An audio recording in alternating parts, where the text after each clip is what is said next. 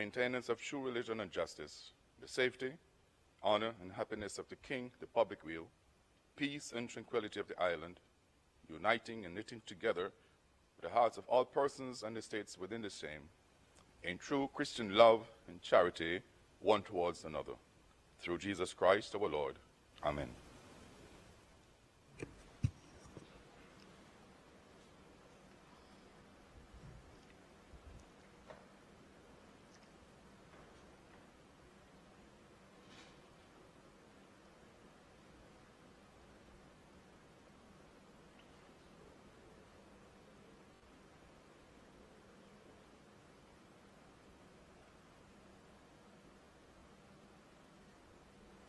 You may be seated.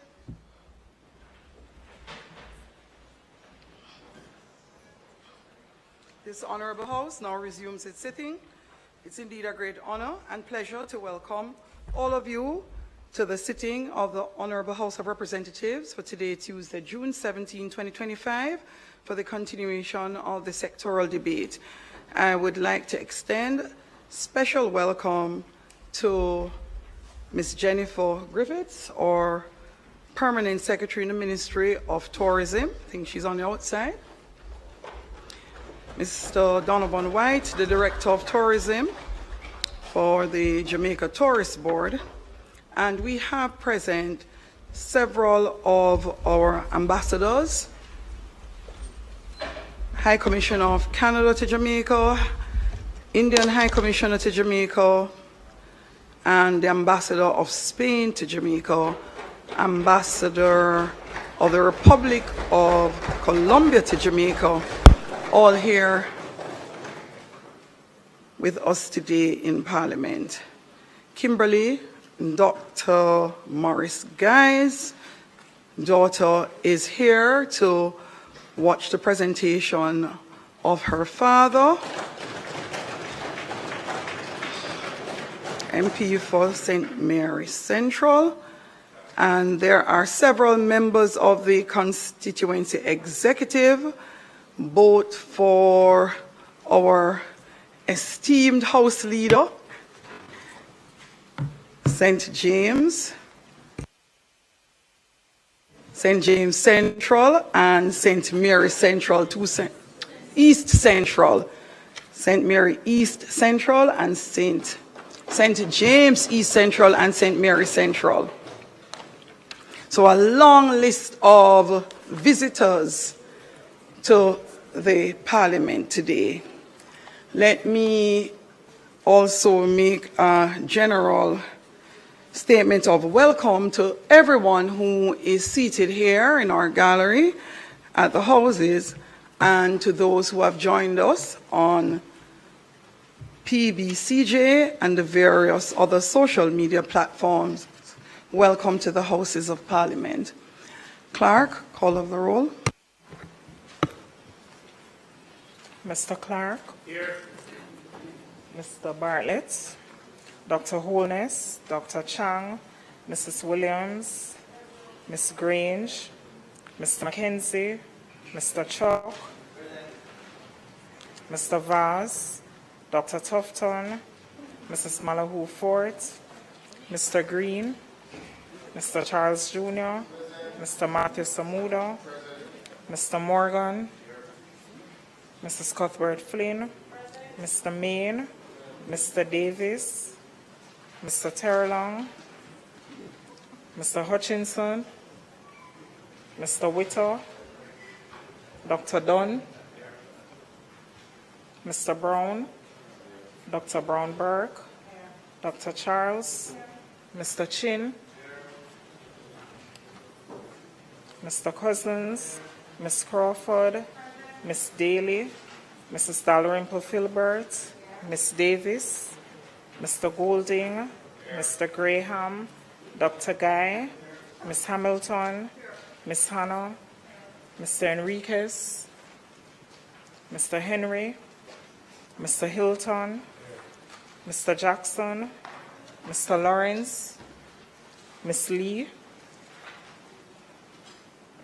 Mr. Miller, Mr. Montague, Ms. Morrison, Mrs. Nita Garvey, Mr. Paulwell, Mr. Phillips, Dr. Phillips, Mr. Robertson, Mr. Robinson, Mr. Carstamuda, Mr. Shaw, Mr. Siblis, Mr. Slowly, Mr. Smith, Mrs. Vaz, Mr. Warmington, Dr. Wheatley, Mr. Williams,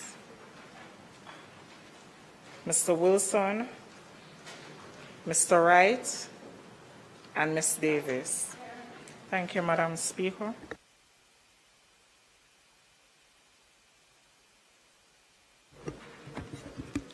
Thank you, Clark. I'm surprised I'm able to see so well.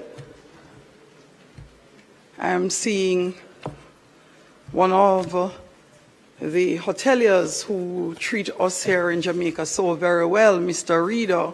I recall observing him being honored in our national awards. Welcome to the Parliament. House Leader.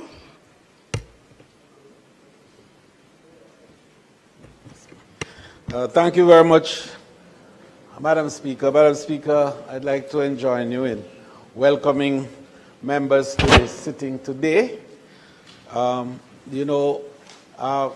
Speaker, this being the season when there are graduations and a few other events, we just want the public to appreciate that normally this House starts on time and we have always been on time. And that is one of the disciplines that we have infused in this administration, that the House starts on time. So the unusual start today naturally emanates from the fact that a number of members were involved in those type of very important activities, and therefore we do want the public to appreciate that in the normal run of things, we are on time. Madam Speaker, I'd like also to join you in welcoming members of the gallery who are here, their excellencies from the Diplomatic Corps, the permanent secretary, my permanent secretary, Jennifer Griffiths, CD, who is here, a number of chairpersons of boards from the ministry, executive directors of the ministry, and of course, Madam Speaker, the daughter of our friend and member from St. Mary's Central, who is here with us. And it's always wonderful to see family in the gallery, especially on occasions like these. And of course, the most important guests who are in the gallery, the members of the great constituency of East Central St. James. And I want to welcome them all. Madam Speaker, but I want to feel very special in making this welcome now, this particular welcome, because I'm welcoming to this chamber, in the well of the House, for the first time, the Minister of State for Tourism, Senator Delano Seabright. And you will know why I feel particularly proud to welcome him today. So, Madam Speaker, I beg to move for the suspension of the agenda items leading to public business, so as to allow for the continuation of the sectoral debate. And as is known to all, today we will have two speakers, one of whom is the member from St. Mary's Central, and the other, of course, is yours truly. May it please you, Madam Speaker. Thank you, House Leader. As indicated by House Leader, he would want to recommit all the items on the agenda and move straight to public business. Public business is the call. Those in favor? Those against? The ayes have it. House Leader, I don't think you necessarily need to change your seat.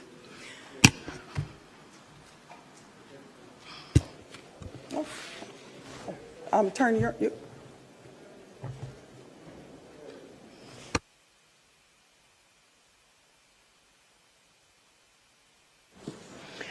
So, Madam Speaker, at this time I would ask you to invite the Minister of Tourism to make his presentation.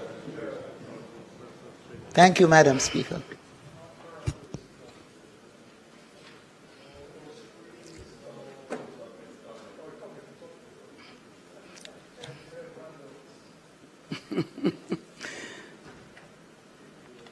One of the greatest ministers of tourism, leader of the House of Parliament, members, please join me in making welcome the Minister of Tourism.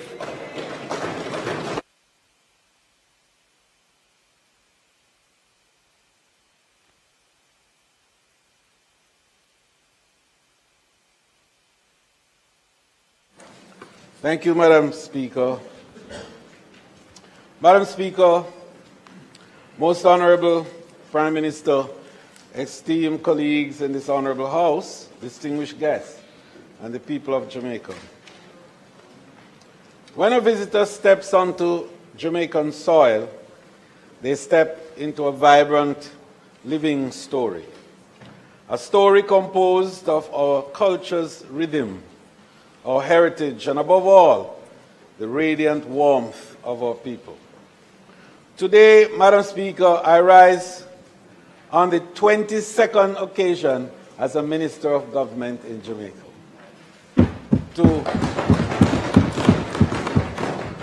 to report on the progress of the Ministry of Tourism for the financial year 2024-25, to present our plans for 2024-26, and to reaffirm a core principle that has guided our work from the outset. Tourism must be for all Jamaicans.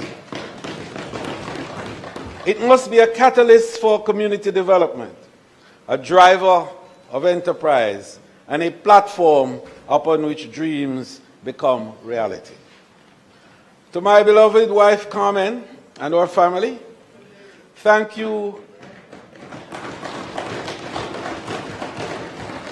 Thank you for over 50 years of strength and support, for enduring the vicissitudes of my avocation, and to be able to today feel the same sense of love and commitment and care that we shared before it all began. I want to thank you for your enduring strength and the love that sustains me through the demanding schedule of building the great constituencies, both of Eastern St. Andrew and East Central St. James, that the good Master has allowed me to serve over the years, and now the great Ministry of Tourism. I give thanks to Almighty God for His continued grace and guidance, for it is only through His blessing that we have achieved the seemingly impossible. I express sincere gratitude to my Prime Minister and my leader, Dr. the Most Honorable Andrew Holmes. His steadfast leadership and strategic vision have enabled our tourism industry to recover, grow, and excel. To my cabinet colleagues, I thank you for your unwavering support as we work tirelessly to integrate tourism within the broader national development framework that will transform Jamaica. I extend my deep appreciation to my Minister of State, my son, Senator the Honorable Delano Seavright, my permanent Secretary Jennifer Griffiths, whose administrative excellence has been the backbone of our ministry's operation over the years. She indeed is the longest serving permanent secretary in the Ministry of Tourism's history.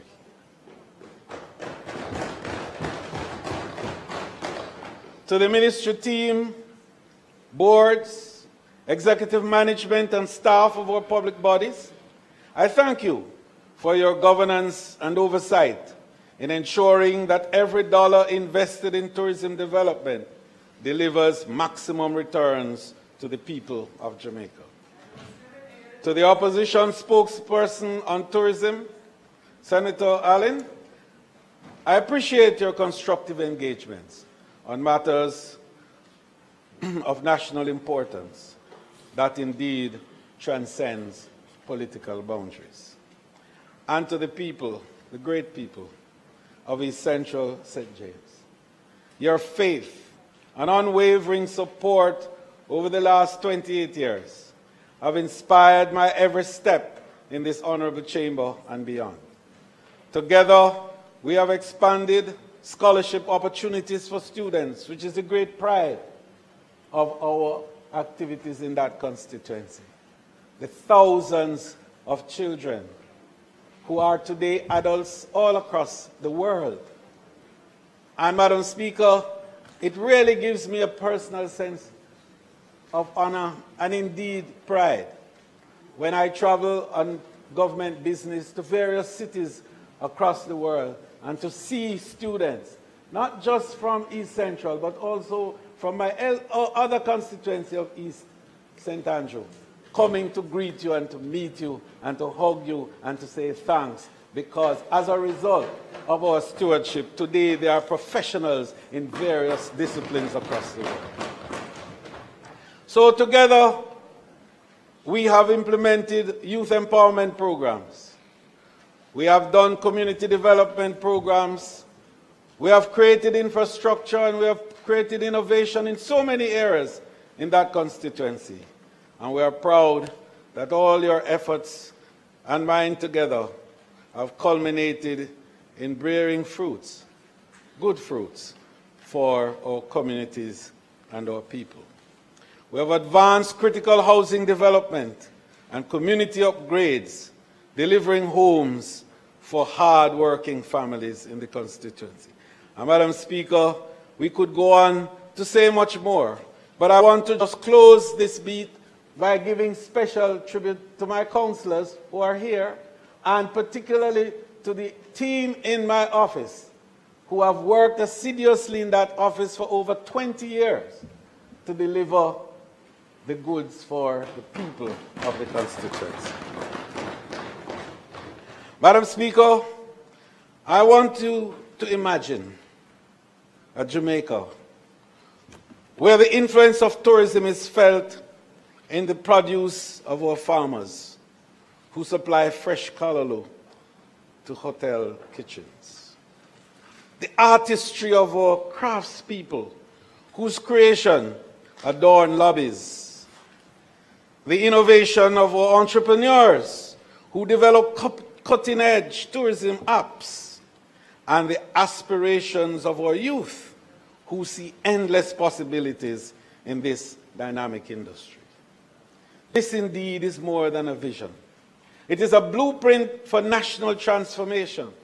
It is the essence, Madam Speaker, of our theme for today's presentation, that we thrive in 25, linking tourism to every Jamaican success.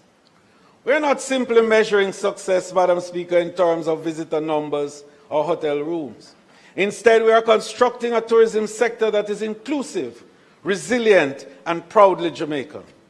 One in which every citizen, from Negro's white sand beaches to Moran Point's rugged coastline, feels the pulse of opportunity generating in this vital industry. Tourism is not a privilege for a few. It is a national asset that belongs to all of us. This collective mission requires the active involvement of every ministry, every agency, and every Jamaican who believes in our nation's potential. Our approach, therefore, is multifaceted and systematically deepened across social and all the sectoral linkages that ensure tourism dollar circulates and permeates through the recesses of our economy rather than leaking offshore. We're building on this foundation. We're driving Jamaica's emergence as the Caribbean's first smart tourism destination, advancing digital transformation, investing in people and infrastructure, and embedding resilience across the tourism value chain to uplift communities and future-proof the industry. This is our direction. It is our commitment. This is our legacy. We're shaping a legacy for future generations, a tourism industry that transcends economics to become a driving force for national renewal, empowerment, and pride. Madam Speaker, Jamaica's tourism sector has undergone a remarkable transformation, a true renaissance that has made us a global leader in resilience, innovation, and inclusive growth, setting a benchmark that other destinations now strive to emulate. Madam Speaker, allow me to highlight 25 major successes that we've had up to 2025. And notice the 5, Madam Speaker, because you will recall when I began my KPIs of 5 by 5 by 5. And now in this reporting, we have 25 achievements in 2025. One, Madam Speaker, we successfully recovered from COVID-19 and presented a global model to the world.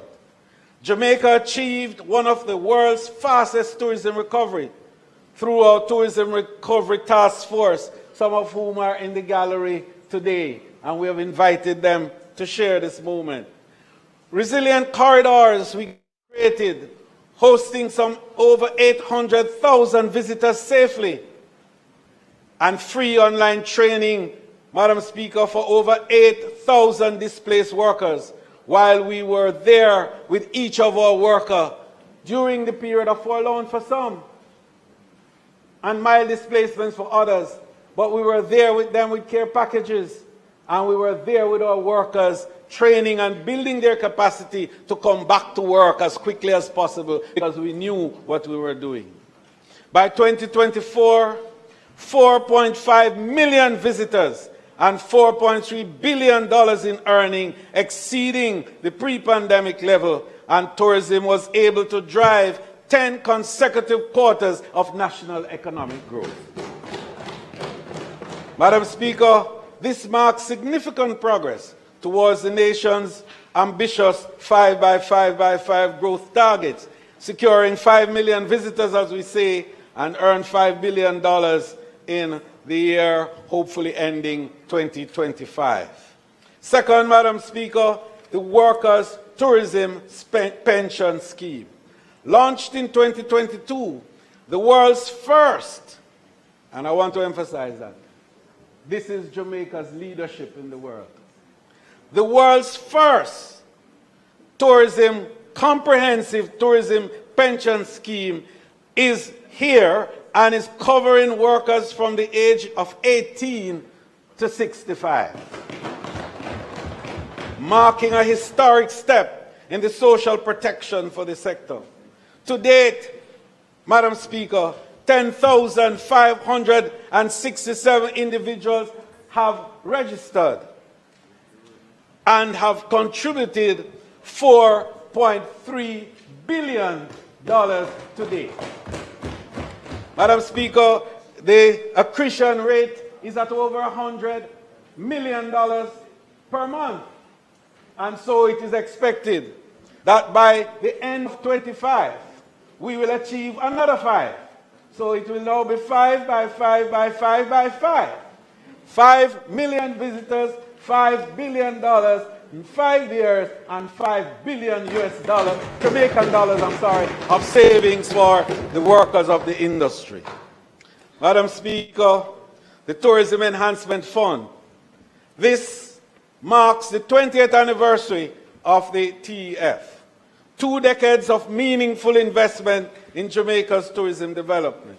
Over that time, TES have nearly doubled its value in terms of the generated funds for the people of Jamaica. Madam Speaker, in 2015, the TEF had brought in 5 billion Jamaican dollars. In 2024, the TEF brought $10 billion to the Consolidated Fund of Jamaica, doubling in the matter of 8 years. This fund has provided a pivotal role in driving strategic projects and programs that improve the retention of tourism earnings and support national development. As Jamaica reimagines the future of tourism, I have given the TF a bold new mandate to lead a transformational shift towards a more sustainable, inclusive, and circular tourism economy. And I want to make a point about the circular tourism economy, because a lot of people believe that tourism just happens to provide support for those who are immediately involved. Not true. The impact of tourism is really all across the spaces. No, not multimodal, but it is multifaceted. It embraces every area. As a matter of fact, one of the points that we need to make from it is that the purpose of tourism is to uplift communities. And I have a dream to create the first tourism innovation city in Jamaica. And that will be in the Rose Hall area. We'll talk more about it. Because now that we're building 2 of the largest hotels in the Caribbean, construction of one that has started, and we break ground for another in another few weeks. In addition to what exists there, that corridor will have over 10,000 hotel rooms.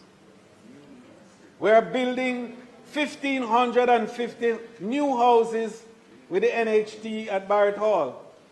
We're building 1,635 new houses from the TF HAJ arrangement in Grange Pen. We already have development in Rhine Park, in Edmund Ridge, in Brooks Hall, and in the various areas around. Madam Speaker, what we will have is a full set community requiring infrastructure now for social development. And one of the hotel partners that is coming has committed to the building of a city around the hotel facilities. That will be unique to Jamaica. And so out of that will flow a tourism that drives activities on one side into the communities on the other side, and the community on that side driving activities into the hotel. That's the essence of the circular economy of which I speak. We want to empower workforce and maximize the economic benefit of tourism for Jamaicans across the island. Fourth, the Jamaica Center for Tourism Innovation, another first that was created by Jamaica and offered to the world. Madam Speaker, we have made significant strides in strengthening the tourism workforce through internationally benchmarked certification programs. To date, over 20,000 individuals, workers, have been certified across 20 courses, including 3,921 in customer service, 379 in hospitality supervisors, 224 chefs. And these certifications were delivered in collaboration with key industry partners, the JHTA, HART NSTA, the American Hotel and Lodging Education Institute, and the American Culinary Foundation. And just to indicate, American Culinary Federation. And just to indicate, Madam Speaker, that this model of the Jamaica Center for Tourism Innovation has been adopted by UN Tourism, that is UNWTO, and is now being used as a model across the world.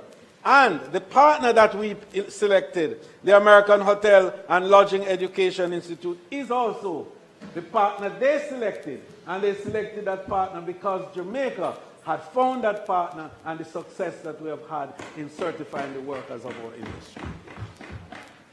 But, Madam Speaker, the next critical area is the area of hospitality and tourism management. Because we're not stopping at simply certifying. We are recognizing the importance of preparing the next generation. And so we expanded the program into high schools. And I'm happy to report that since 2019, 767 students have already been certified, marking a bold step towards future-proofing the sector and creating a pipeline of skilled, job-ready graduates. The fifth is strategic airlift expansion.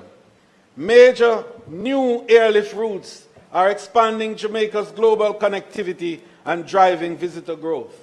These include LATAM, the new non-stop service from Lima, World to Fly, charter flights out of Lisbon, Avelo Airlines from Hartford and Raleigh, American Airlines inaugural flights to Boscobel in St. Mary, and a number of other airlines are asking questions about Boscobel Aerodrome as a possibility for stand. United Airlines non-stop from Denver. Airport. International Airport. Yes, the member from St. Mary Western would not have us say it otherwise. Absolutely correct. The Bahama Air from Nassau. Madam Speaker, Jamaica has over the years become the most connected destination in the entire English-speaking Caribbean. And we are only second to the Dominican Republic, and that's only because they have a stronger European connection than we have. But Jamaica today is the most connected destination out of the United States of America. And almost anywhere in the US that you are coming from and you want to go to Jamaica, there is a connectivity through the hubs and spoke system. Since 2011, stopover arrivals have grown from 1.9 million to 2.9 million, an impressive 37% increase. Even more striking, Madam Speaker, the tourism earnings have surged by 80% over the same period, reflecting Jamaica's strength and strengthened appeal, in fact, as a premier travel destination. The sixth, agricultural linkages network, and I think the Minister of Agriculture will relate to this one very well. A digital platform created by us, another first in the tourism industry, that now has over 2,000 small farmers directly connected to the hotels and achieving over $1.2 billion of sales today. This has never happened in the history of tourism in the entire Caribbean region. Jamaica has led the way. The tourism linkage network expansion, Madam Speaker, is now covering 5 networks: gastronomy, health and wellness, sports and entertainment, shopping, and knowledge. And Knowledge Network is one that is now driving the deeper integration through the new digital platforms that are being established. We've been able to set up programs such as Christmas in July, speed networking activities, and major partnerships. We looked at event playbook workshop, Taste of Jamaica app, and of course, the very well celebrated Blue Mountain Coffee Festival. The eighth, Madam Speaker, the historic resort investment have surged. Over the period, more than $3 billion have been invested or committed.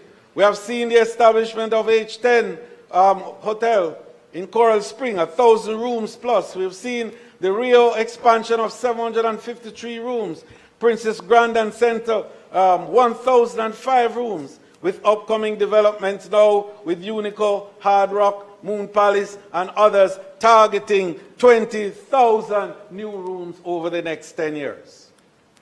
The ninth innovation has been the Tourism Innovation Incubator, where $100 million have been put to support young entrepreneurs.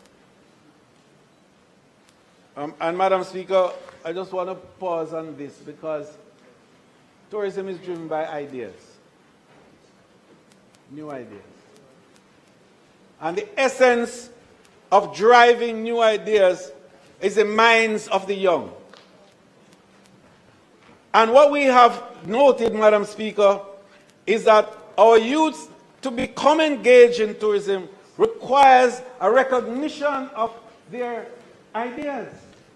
Well, not just a recognition of their ideas, but a monetizing too of their ideas. How do you enable these ideas to germinate to be converted into material goods and services which have a value and a price. And so we established the Innovation Incubator. And today we are able to boast of graduates from that program who are now involved in mega enterprises and activity. And we want to particularly note the work of Dr. Chambers. And I will speak a little more about him later on as we go into looking at the future of tourism. But what has happened is that a number of young people have now created not just new apps, but have created new attractions, new ideas that have come.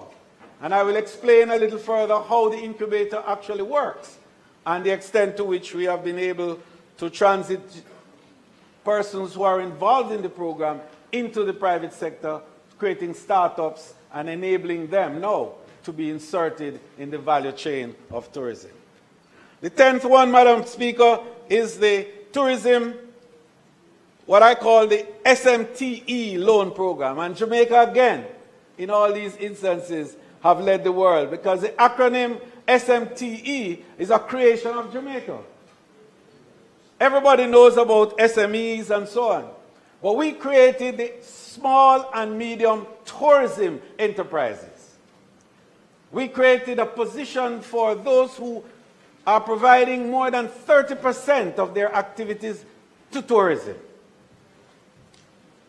And the world has borrowed it, if I'm allowed to say so with some pride, that we introduced it at the G20 in Argentina, and it was adopted.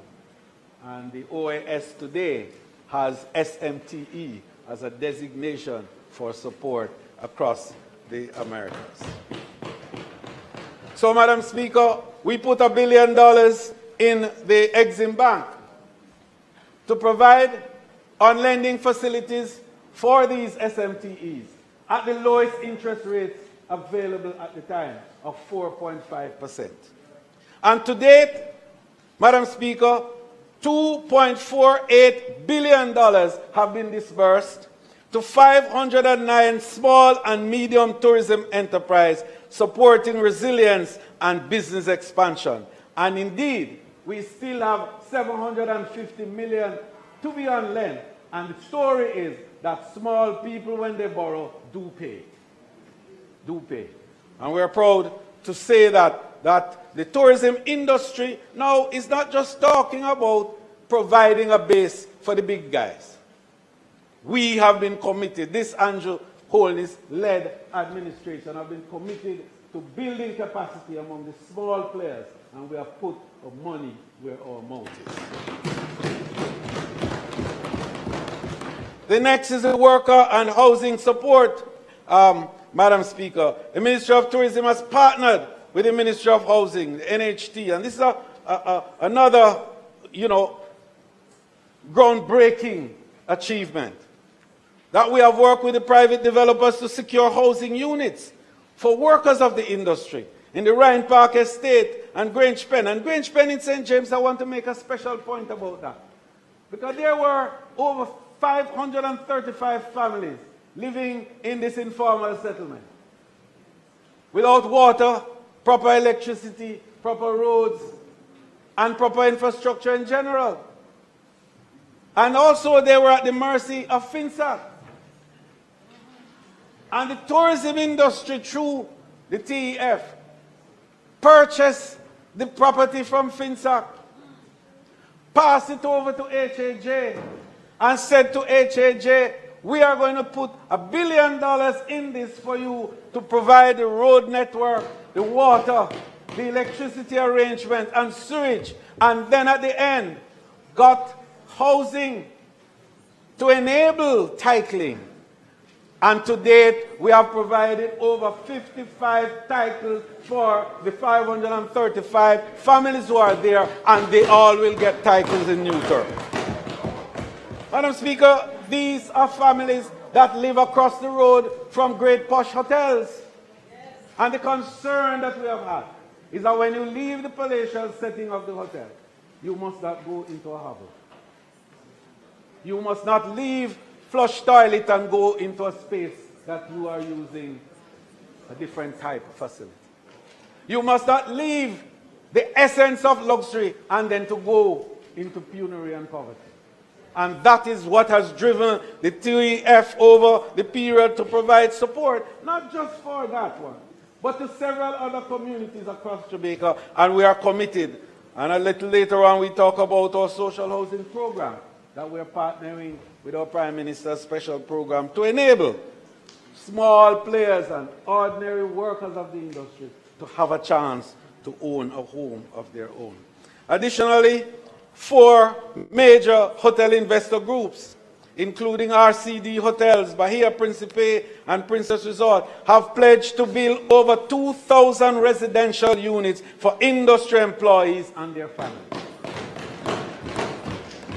And already I announced that we have 500 houses to be built shortly under the social housing program, which I will speak about later on.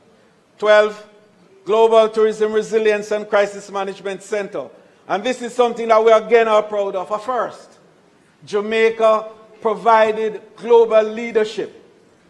And in 2019, when we established the first satellite center, Madam Speaker, in Nairobi, in Kenya, at the Kenyatta University, within 3 months after that center was set up, we had COVID-19 in March of 2020. And the purpose, of course, of building resilience was a new concept in the tourism space. As a matter of fact, the word resilience was not even being used around. And we have made that an internationally accepted term as a result of COVID, because COVID became the most existential threat that Anthropocene Earth had seen. And it calls for a sense of being able to respond, and to respond quickly, to manage, to recover, and then to thrive afterwards. And Jamaica has led the way in that regard. So now we have the headquarters at the University of the West Indies here in Mona, with 6 centers across the world. But more importantly, through our own Prime Minister and his statement to the United Nations in 2022, Jamaica was able to propose that February 17 be established as Global Tourism Resilience Day, and the UN accepted with 93 countries voting in favor of the resolution. And today, February 17th, across the world is recognized as Global Tourism Resilience Day. 13, the development of Jam Iconic Experience landmarks. And these experiences across the island, Madam Speaker, continue to boost civic pride and visitor engagement. When we started the program, we got a lot of beat up over it, as you remember. People say you're spending money to make signs, because they didn't understand what the importance of these iconic attractions were and what it did for the presence of the country, as not only as a place where you go, but a place where you can have memories enshrined. And the thousands of visitors who have taken pictures and weddings and all sorts of activities that have taken place around these areas. But what it did more than anything is it authenticated their visit. And today we are proud that we have a number of them across the island, the latest of which was in Hope Gardens, where a few days ago we unveiled the Hope Gardens iconic experience landmark. Madam Speaker, 14 Destination Assurance Framework. Now, I want to make a point about this one, Madam Speaker, because it's the world's first. Again, I just wanted to make the point about how innovative Jamaica has been and the level of global leadership that we have provided in tourism. That we established a national destination assurance policy. And when we created the idea, nobody understood what we were talking about. And I called some friends at the University, Washington University in DC. And they have a very strong tourism program. Professor Don Hawkins and the team who had come to establish the JCTI, the one I spoke about earlier with us. And they came and they started to work with us to study and to look at what it is that Minister Bartlett was talking about, destination assurance. Because what we really wanted to is to give a promise, to the market that when they come to Jamaica, they will have a safe, secure, and seamless experience. And that promise must not be second-guessed. And therefore, we wanted to create a policy around it, which would involve the presence and participation of all the key players that are responsible to enable the experience to be safe, secure, and seamless. And of course, we have been able to bring together all the partners, and we have created resort area councils around it, and we have brought in global best practices, and we have done security audits, and we are satisfied based on the good work that our Minister of National Security and his team have done to say to the world now, without fear of equivocation or guessing or contradiction, that Jamaica is a safe destination for all the visitors of the world. Our National Beach Development Program is something that is a source of pride. The key and most iconic attraction of which, Madam Speaker, was partnering with our Prime Minister and the UDC in creating the Harmony Beach Park in Montego Bay. And it's $900 million from the TEF that was invested in that. And we're doing more because we now have designs for a number of others across the country, and we'll talk about that in our next element of the discussion. The Montego Bay Convention Center revitalization. When we took over that center properly, when we took it from the international partners who were managing it, and we started managing it, PS.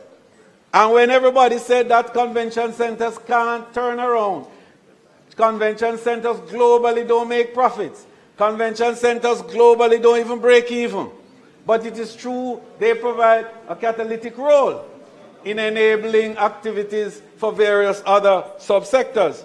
But we took that facility, and under the leadership of Marie James, we have transformed that convention center. And today, when I report later on the details of its performance, you will see from a loss-making activity into one now that has operational surplus.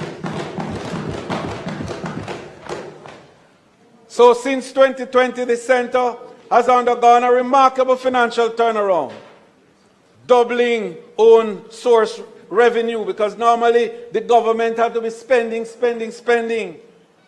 Each year now we are spending less from the consult fund on the convention center.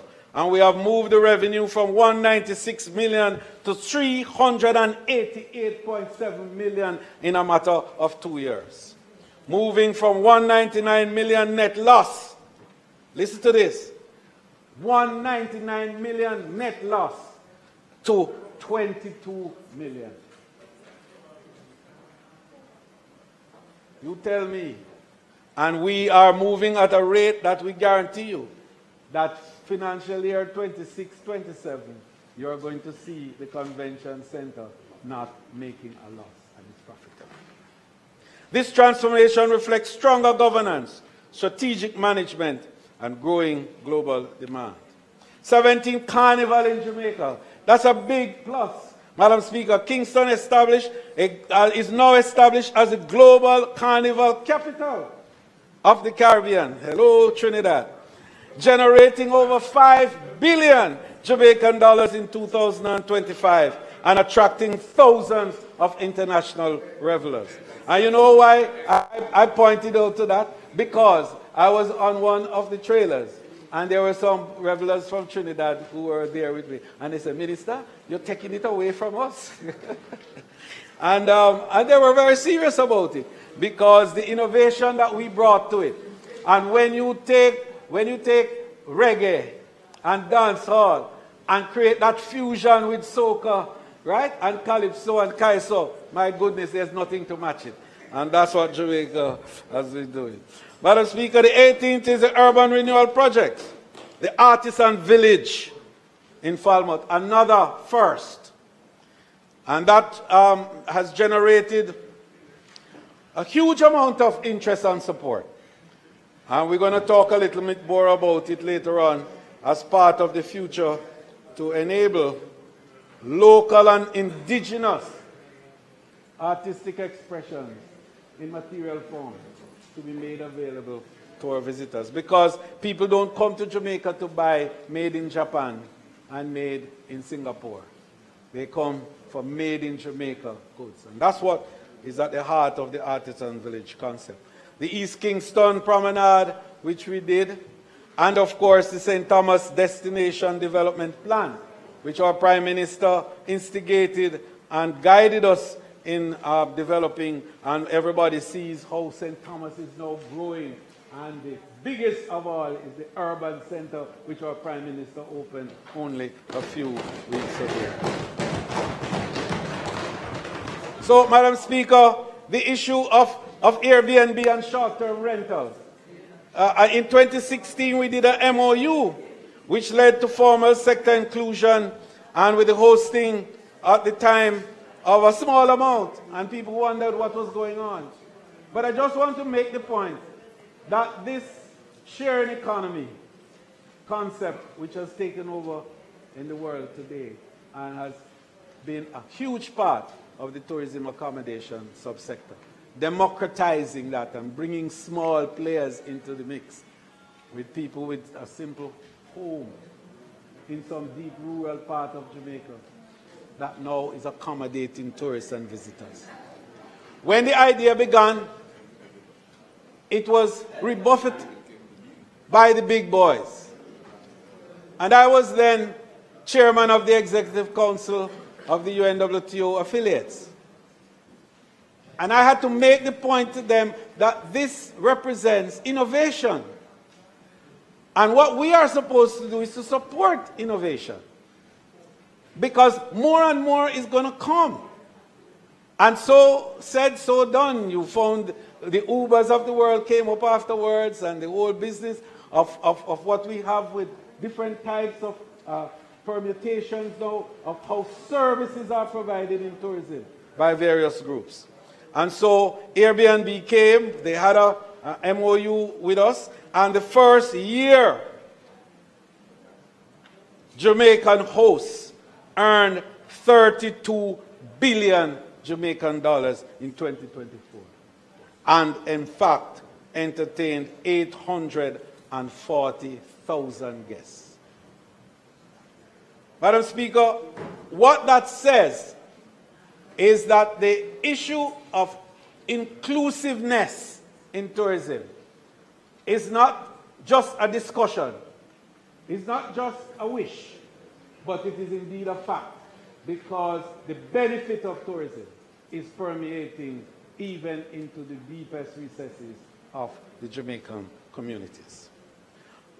Madam Speaker, Jamaica has been recognized by the world for various awards, and we have been given so many awards that it makes, in fact, the rest of the Caribbean feel like, it's only Jamaica exists.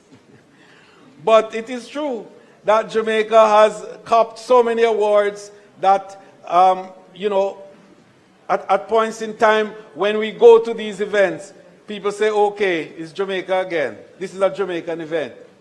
But that is true because of how our workers, and because of the quality of the service that we provide, and the experience that people have when they come to Jamaica, and the excellence that is in there in terms of our leadership, among other things. And so, Madam Speaker, we are proud to speak of those quality awards that Jamaica, and in a very humble way, I say, the Jamaican minister too, has had over the years in this area. Madam Speaker, another critical area of success for us has been the retention rate in tourism. When I became minister first in 2007, the retention rate was then 20 cents in the dollar. When I came back as minister in the second iteration, it had gone up to 25 cents.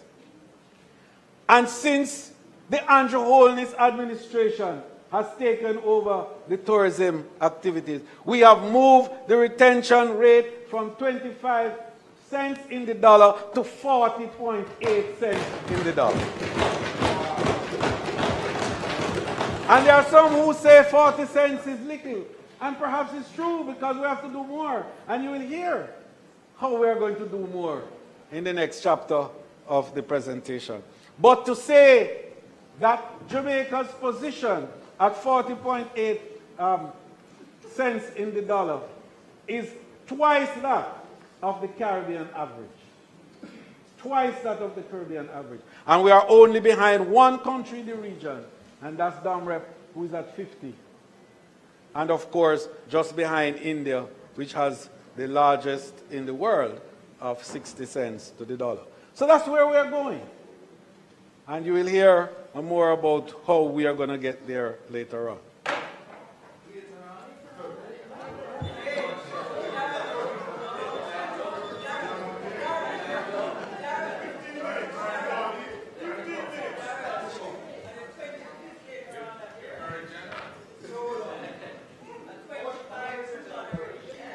Madam Speaker, I ask that the Minister be allowed an additional 45 minutes to complete his presentation. The Minister's presentation is quite fulsome, quite comprehensive, and so I crave your indulgence, Madam Speaker. Thank you.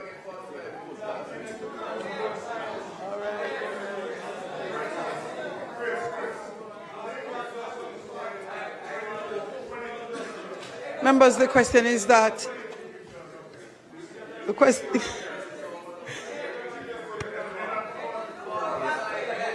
ahead.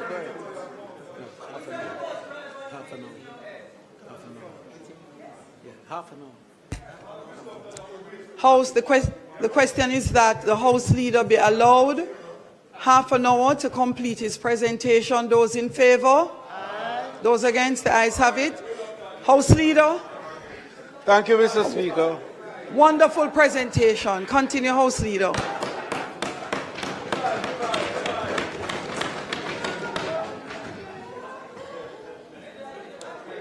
Thank you, Madam Speaker. Madam Speaker, it is true that when successes are being enumerated, and I did give the Minister of Health an additional time because he had the success story. House Leader, you can't use your time Madam so Speaker, unwisely. Madam Speaker, the 23rd major success, Madam Speaker, is the establishment of the Tourism Entertainment Academy. And I will enjoin with that also the Tourism Gastronomy Academy, which is to be established. And Madam Speaker, what those two have done together is to create for the first time appropriate training for the tourism industry for entertainment, and indeed to enable workers of the industry who are excellent cooks and wonderful chefs to have a chance now to be executive sous chefs and to attain the highest levels of remuneration in the industry. And only 2 weeks ago, the first cohort of executive sous chefs started their training program from 6 hotels, 25 of them. And we will be able, in time, Madam Speaker, to say ta-ta to these international chefs because we have our own well-qualified and well-positioned chefs. Madam Speaker, this is very important because one of the reasons that people quarrel about low value added in tourism and low salary is because we have not trained and certified and qualified all of our key workers so that they can ascend the highest levels in the industry. And what this government under Andrew Holness has done is to see the need for a transformation in the labor market arrangement in tourism. And it can only be achieved by certifying and enabling qualification. In other words, to create what we call a stackable credentials in the industry, so that we can have a situation where we can classify the worker on the basis of their qualifications, and then we can remunerate according to classification. And this is something that is not new but never practiced. And it can't be practiced because we were not training and certifying them. Before our time, what we had was only Team Jamaica, which was an entry-level training for anybody who wants to be in tourism, so you teach them a little history and civics. What we have done, what this Andrew Holness government has done, is to recognize that the future of the tourism worker is about stackable credentials. It's about putting them in a place where they can compete, that they will have portability, which is so important, that once you're qualified. And you know, Madam Speaker, one of the things that we did in this area, which was unique and is borrowed by the UN tourism, is that we went into the hotels and found competent workers who were not certified. And with the American Hotel and Lodging Education Institute and the American Culinary Federation, we gave them qualifications and certifications so that today they can go anywhere in the world and show off their certificate as ACF, qualified ACF and AHLEI. Wonderful position. No other time in our history has a tourism worker been put in a position where he can then move up mobility and move out portability. Madam Speaker, the environmental and heritage products are critical to the development within our space. And we have gone and found places for restoration. We've worked with Rick's Cafe to create the Red Stripe experience. We've done the Milk River Spa revitalization. And we have created the Adopt an Era program and the Jam Iconic Experience expansion. All of these critical areas are first in the tourism space. And finally, in the 25, Madam Speaker, Spruce Up Jamaica. Yes, we love that. Spruce Up Jamaica. This community-based tourism uplift. We have executed community beautification and heritage product in every constituency, creating jobs, empowering artisans, and enhancing the appeal of rural tourism. Madam Speaker, all 63 constituencies have benefited from this program, and over 300 communities. Over 300 communities have been directly impacted, and between 2016 and 2024, we have delivered 408 projects to the tune of 1.57 billion Jamaican dollars. Madam Speaker, these 25 major successes demonstrate that we are transforming, innovating, and delivering. Madam Speaker, the fact is that Jamaica has performed excellently in the face of the global tourism landscape, and the fact that we have had what has been described as perhaps the most disruptive period in our recent history. No one thought that we could have navigated through COVID the way we did. And the immediate aftermath of COVID has not been linear. It has not been straightforward. Indeed, the recovery has been more disruptive than COVID itself, as we have seen in terms of the supply chain disruptions.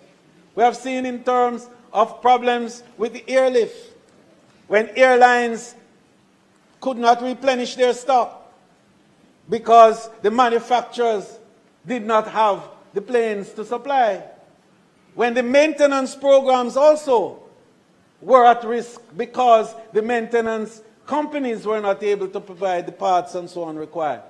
And all of that impacted on the level of airlift that would come into your country and impacted also on your arrivals. But through it all, Jamaica persevered and we worked. We had issues also, Prime Minister, with travel advisories. But through it all, we worked. And the good news is that with the effort of our Prime Minister, Ministry of Foreign Affairs, Ministry of Industry, and the team, from the Ministry of Security, combined, oh yes, he did some work, combined with a task force that we established in the ministry. Members of the task force are actually in the gallery, work assiduously day and night, and we are proud that the U.S. has finally relented and have now provided Jamaica with a level 2 accreditation in the travel advisory. And we're excited about the prospects of what that means for the expansion and growth of the industry over the period. We've moved, Madam Speaker, into market diversification to great success. We have analyzed the performance by the source markets. We looked at the challenges and the extraordinary opportunities also that were there, and we created a strategic approach to market diversification. Our primary source market, the United States, registered 4.1% decline compared to 23, largely due to economic uncertainty and election year dynamics, and of course the advisories of which I spoke, plus the aviation disruptions of which I spoke. However, this was offset by robust growth from other regions, and that is to tell you how resilient we are, that we have moved and we have gone into South America. We've gone into Europe and in Eastern Europe and in Central Europe, and we have done extra work in Canada, so that today, despite the disruptions of which I speak, and the fact that we had a soft winter, we are now back into growth ways. And in the last 3 months, Prime Minister, this first quarter of the fiscal year, we'll see growth from tourism, and our GDP growth is going to be in a better place. Madam Speaker, I'm particularly pleased to highlight the success of our market diversification strategy in emerging regions. Latin America produced 13.2% more stopover arrivals for 2024 calendar year versus 23, while the Caribbean region generated an impressive 25.1% more stopover compared to the previous year. Madam Speaker, the challenges of 24 were complex and would have overwhelmed destinations lacking in strength, fundamental and strategic leadership. Jamaica faced the lingering impacts of a widely publicized U.S. travel advisory, severe weather events including Hurricane Beryl and Tropical Storm Rafael, and persistent rainfall. And added to this were the U.S. election year travel slowdowns, high interest rates, inflation, aircraft supply chain issues, cyber disruptions, and ongoing geopolitical instability. Yet, despite these headwinds, Jamaica has retained its leading position as a regional tourism and remains a top choice among the global travelers and industry professionals. Speaking of global challenges, we welcome the U.S. government decision to lift the advisory on travel to Jamaica from level 3 to 2, and extend heartfelt thanks to our Prime Minister again, whose strong leadership and skilled negotiations were instrumental in making this a reality, with the support of our National Security Ministry, our Ministry of Foreign Affairs. And I want to especially single out the ambassador, Jamaica's ambassador to Washington, Senator now the Honorable Audrey Banks.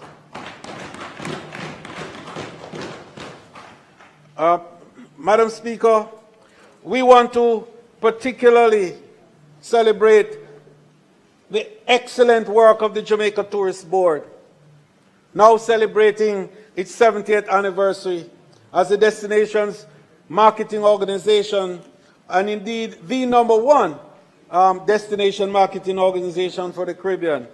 And the fact that they have been there for 70 years, and Madam Speaker, they have become, and this is arguably, the most efficient tourism bureau in the world,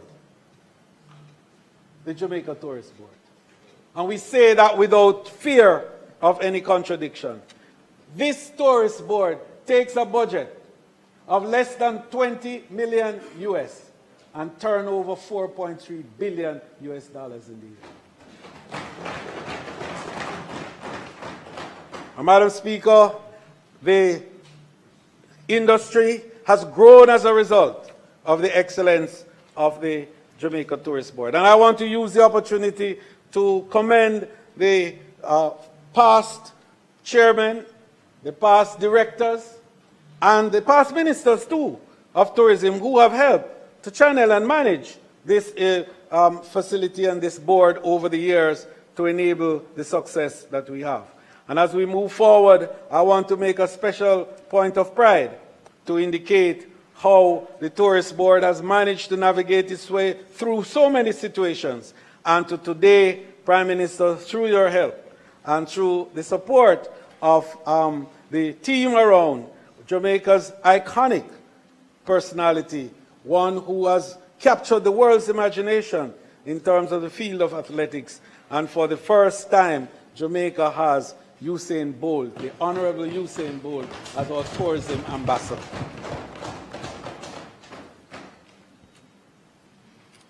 Madam Speaker, we have recognized the importance of building a future around innovation.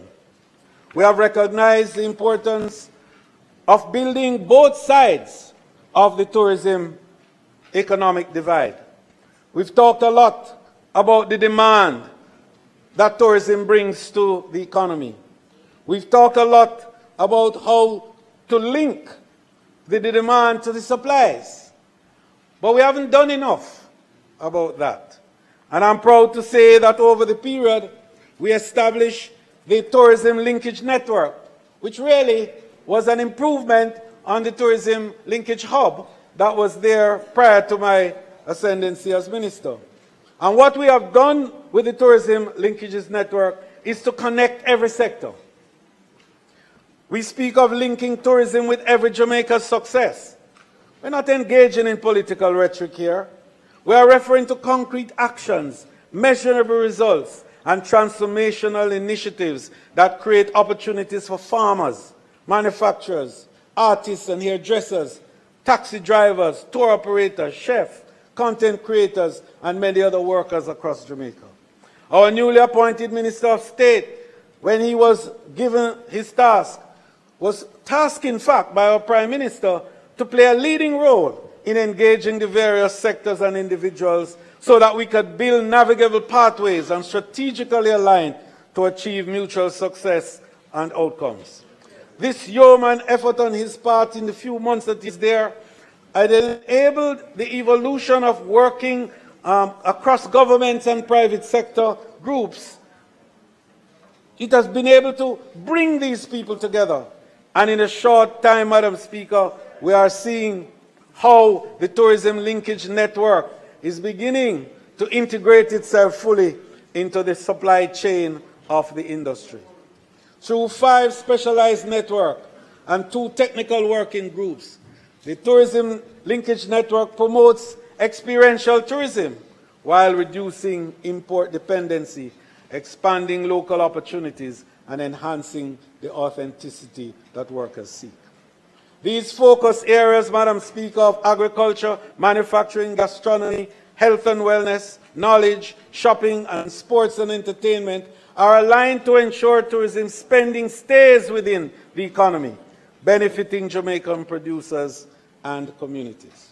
Tourism touches every sector of the economy with more powerful multiplier effects. 15% of construction is connected with tourism.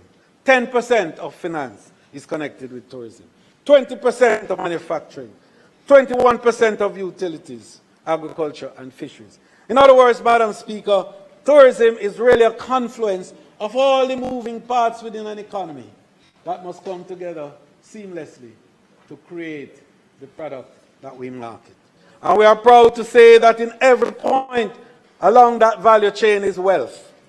And almost every element that is involved there can indeed testify that they have grown, expanded, and done better. The transformation that we have seen in agriculture through the tourism demand is evident. And the Minister of Agriculture, in his speech, made a very telling story with regards to those linkages. We created the Agricultural Linkages Exchange, known throughout the industry as ALEX. and we continue to demonstrate remarkable success in connecting our farmers directly with hotels and food services providers across the chain. And we indicated already that we are looking now that Alex will facilitate in this year 3 million kilograms of produce, valued at $450 million. In just the first 4 months of this year, we have already earned $100 million for the farming communities of Jamaica. It is indeed important to highlight, Madam Speaker, that these figures form part of the overall agriculture produce sales in the tourism industry. A really small portion, because when we have done this study, it indicates that the value for just fresh fruits and vegetables is more than 363 billion Jamaican dollars.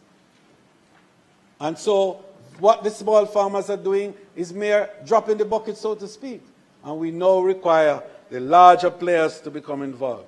Our Prime Minister has been championing the cause for special arrangements to be made and long-term contracts to be crafted between hotels and our agricultural producers.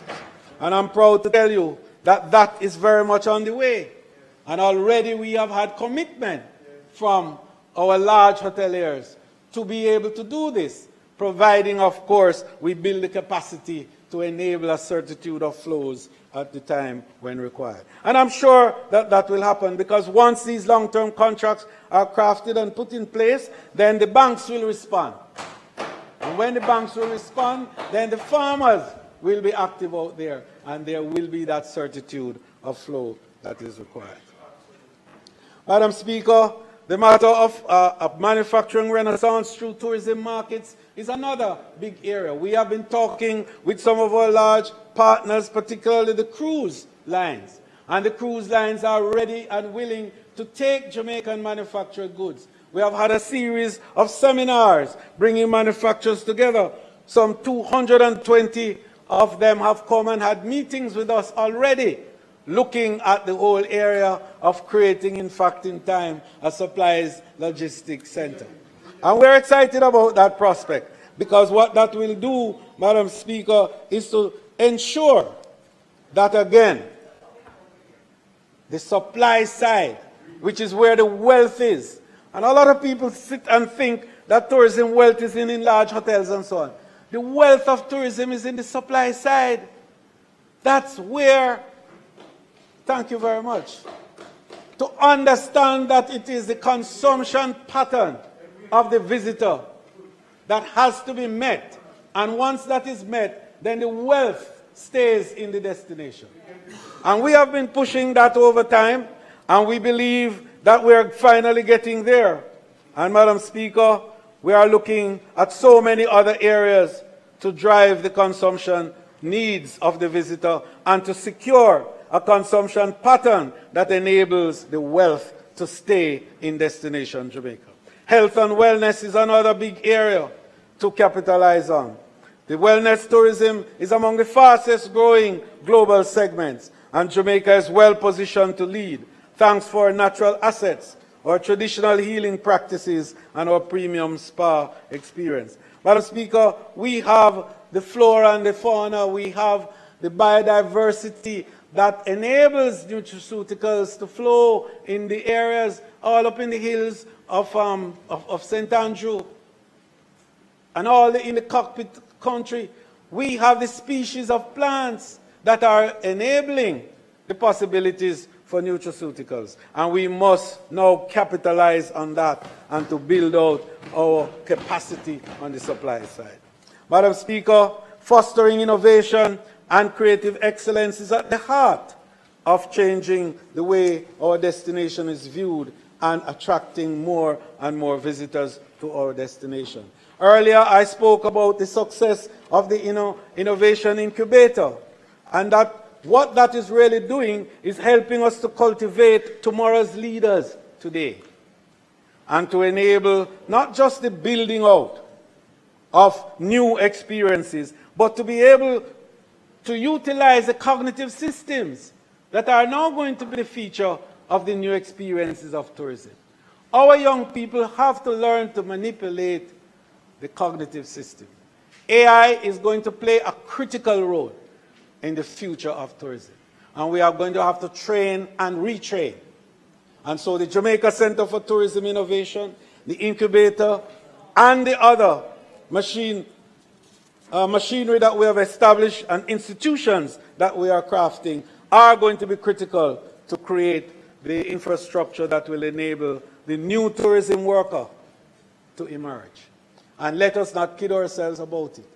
70% of the workers of tourism are at risk in the future as a result of AI. 70%, because 70% of tourism workers' activities are casual and are low-skilled. And this is the area that AI is going to play a huge role in. So I remember in 2010, and I just want to make this point to show Jamaica's insertion in innovation. In 2010, I met with a group called Ian Reality that is now working with Sandals. And at the time, the whole business of digitization was new. And the development of that whole new area of robotics and so on in tourism. And I went to a place named Nagara in Japan, where we were looking at the future of automation and the future of technology in tourism. And we learned from then that more than 30% of the global workforce would be replaced by automation. And then we started, and that's where the whole business of virtualization and digitization became a big part of the tourism arrangement. And Aeon Realty was on the virtualization side. And I took my then advisor with me to Manchester University to look at the first of the type, where we were training 1 million people simultaneously from the DC. And we saw that as a need, and that's how we established the Jamaica Center for Tourism Innovation. And that is why during COVID, we could train virtually 20,000 workers. And we could also marry 400 couples virtually, and then invite them to come to Jamaica for honeymoon after COVID is over. So, Madam Speaker, this is a whole new ball game that Jamaica has to respond to. And out of the activities of the incubator, I spoke earlier about Dr. Dwayne Chambers, who was the winner of our first TEF 2023 incubator. And his startup program, he created what is called the Caribbean Front Desk, which fuses cultural and medical wellness into a modern digital platform. His work strengthens Jamaica's position in the global wellness tourism market and exemplifies how the incubator is turning bold ideas into transformational business. That is what we're about.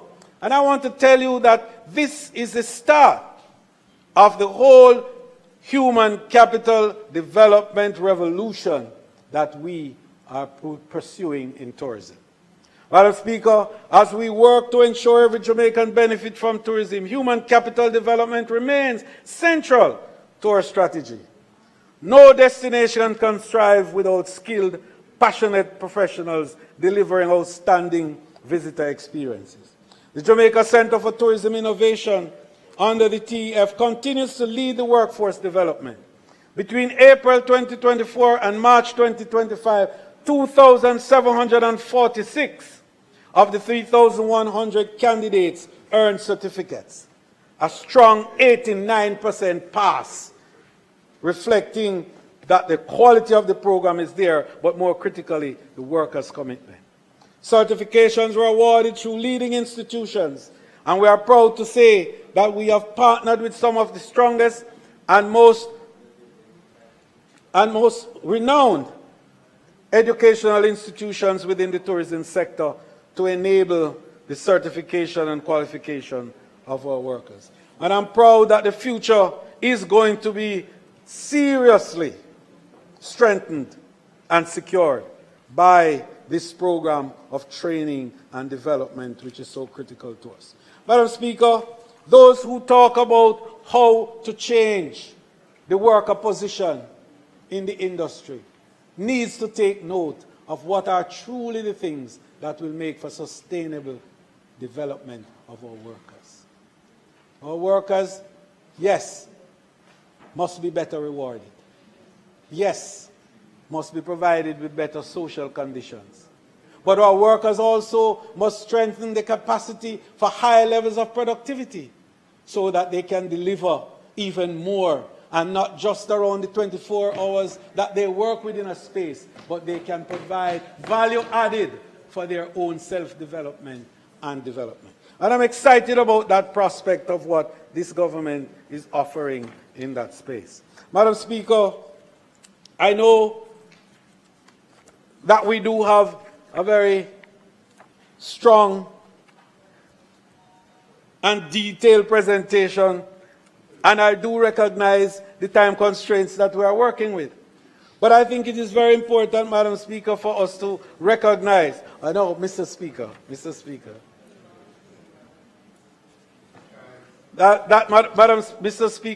that we have to develop now the industry through policies and programs and new strategic approaches. And so we are reviewing a number of legislative arrangements in the industry to enable the capacity for the growth and development of which we speak. The Jamaica Tourist Board, in its 70th anniversary, Mr. Speaker, is now reviewing its 70-year-old act.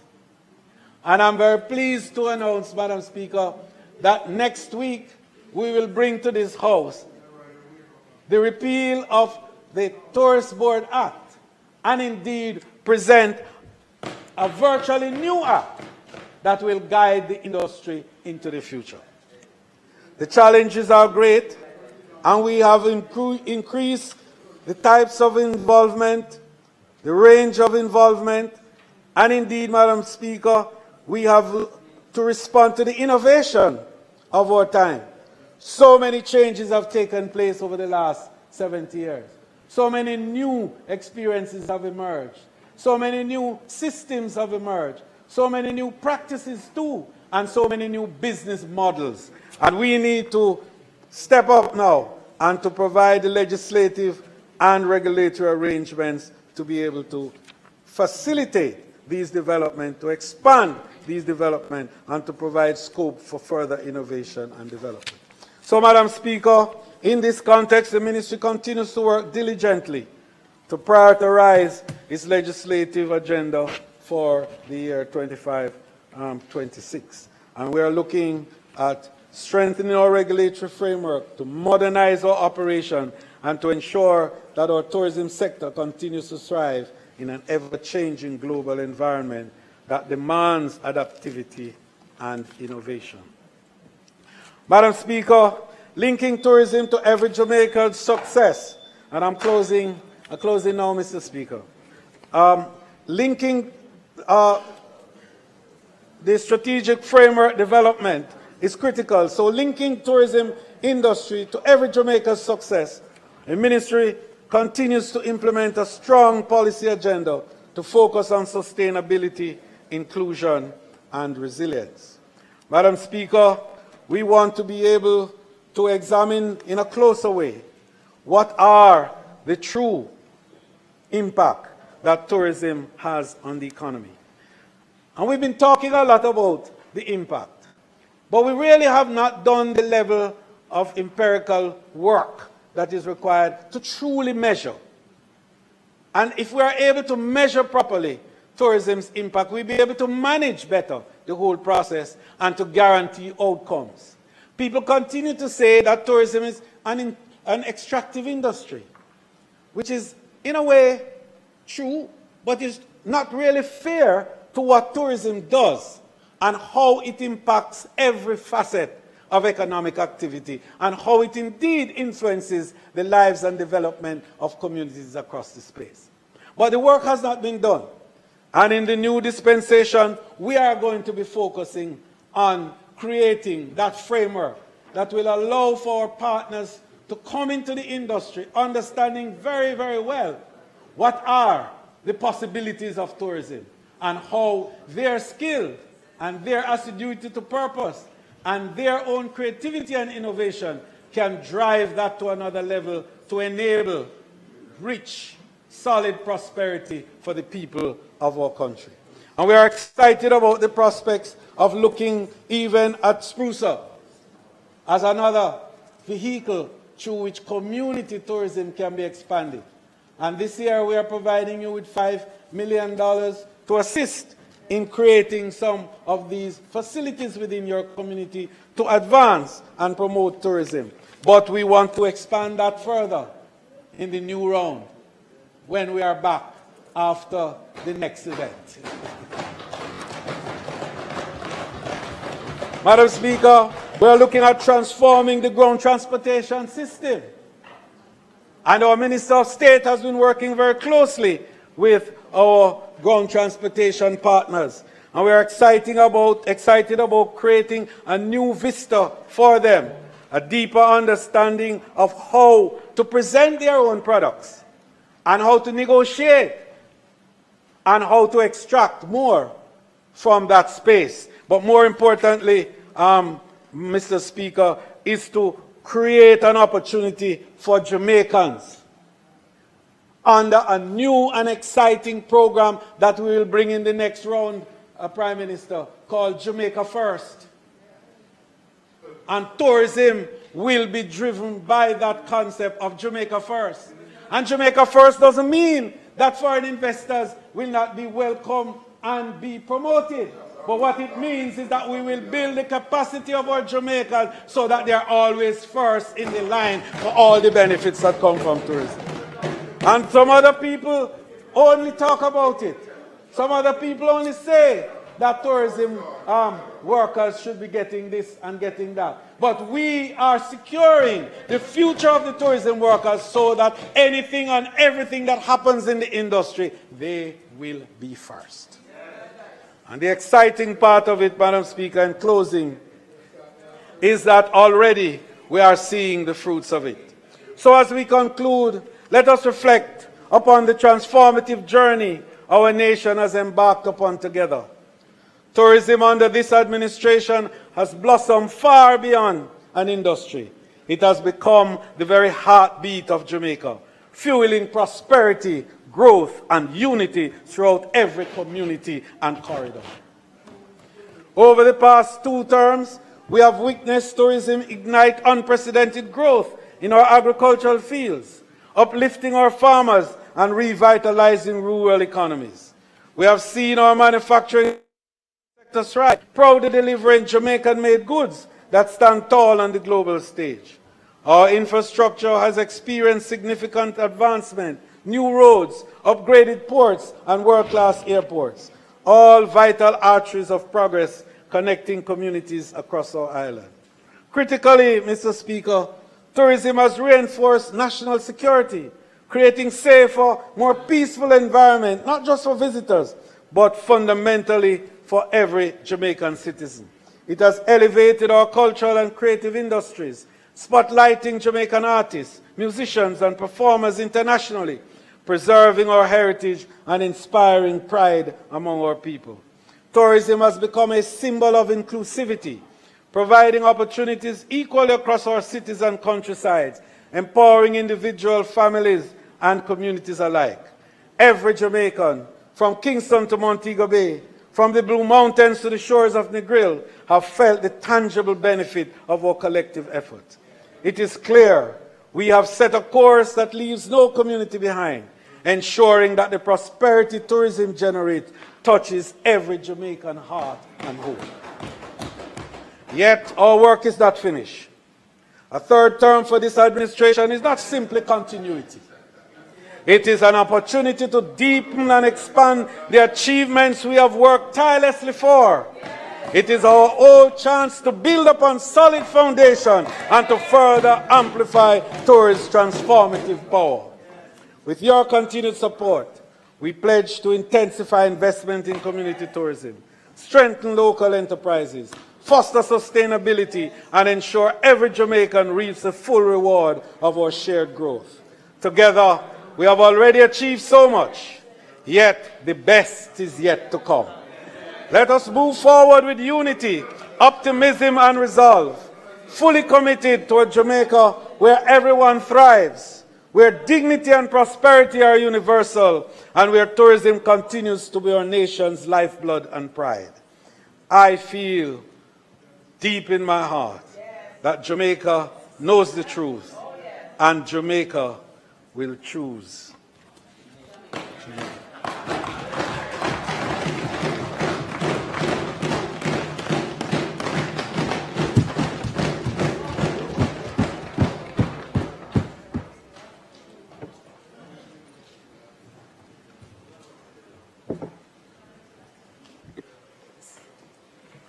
Mr. Speaker, the next speaker will be the member from St. Mary Central. I know.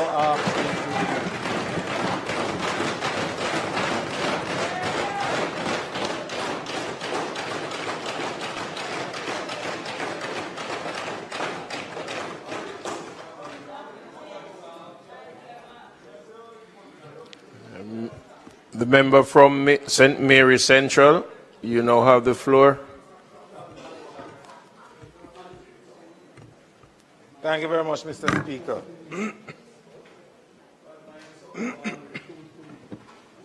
I rise to make this presentation in the 22nd year and the 5th term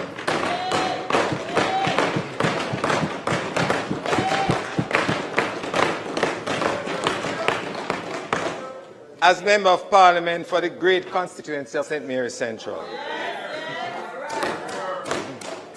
At the outset, Mr. Speaker, I want to thank Almighty God for giving me strength and wisdom to serve my fellow Jamaicans and my constituents who have placed me in this noble house.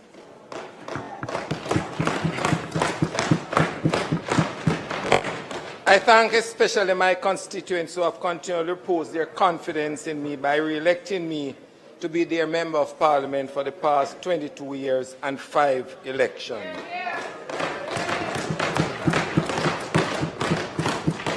The journey has not always been smooth sailing. It has its ups and downs. But at the end of the day, Mr. Speaker, the satisfaction that one gets from serving the people eclipses any disappointment.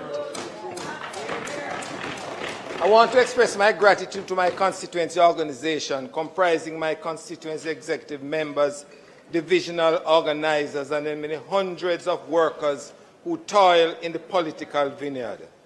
To my constituency chairman, Comrade Omar Newell, and my 3 councillors, Paul Fife, Corinne MacDonald, and Councillor Everton Garvey, who are here. And the Hampstead Divisional Chairman, Comrade Vivian Silveira, I want to say a big thank you.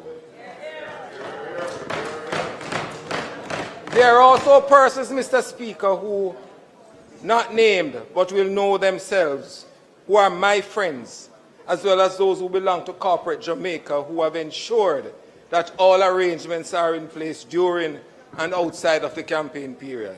And I want to say a grateful thanks. Special thanks to my driver, Ricardo Henry, and security detail, Constable Albert Anderson and District Constable Chris Saunders, for the long hours they work and for conveying me safely. To my party leader, Mr. Mark Golden, I want to say a big thank you for your guidance and support, and to say to you, big things are in store for you very soon.